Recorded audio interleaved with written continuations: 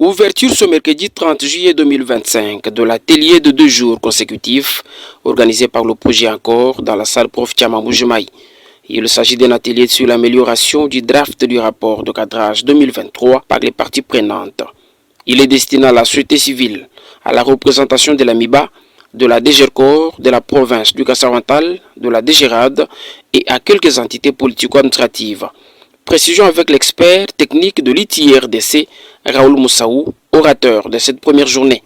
L'ITIE, pour chaque année, doit produire un rapport sur le secteur extractif qui fait un état de la transparence dans la gestion des ressources naturelles. Et pour le faire, on a besoin de connaître quels sont les éléments ou les données ou les informations que doivent contenir ce rapport.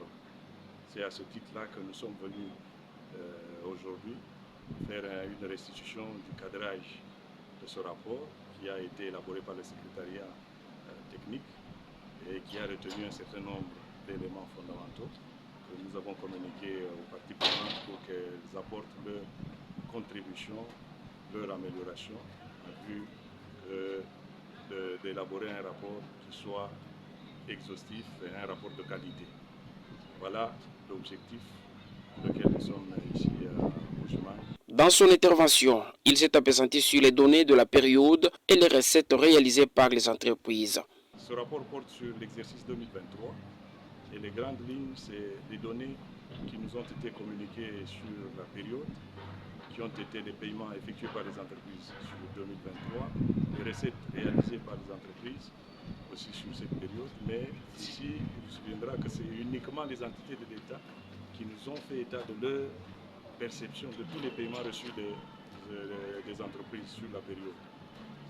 Et une fois qu'on a fini l'analyse et la compilation, nous élaborons ce rapport de cadrage qui constitue l'ossature même du prochain rapport qui sera produit prochainement.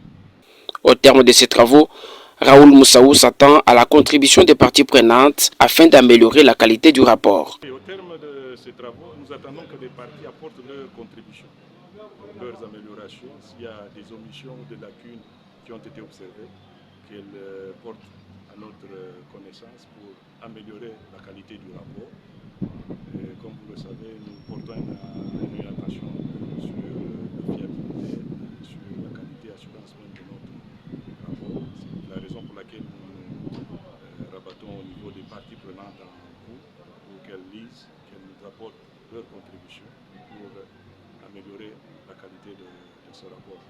Cette activité se fait avec le financement de la Banque mondiale via le projet Encore.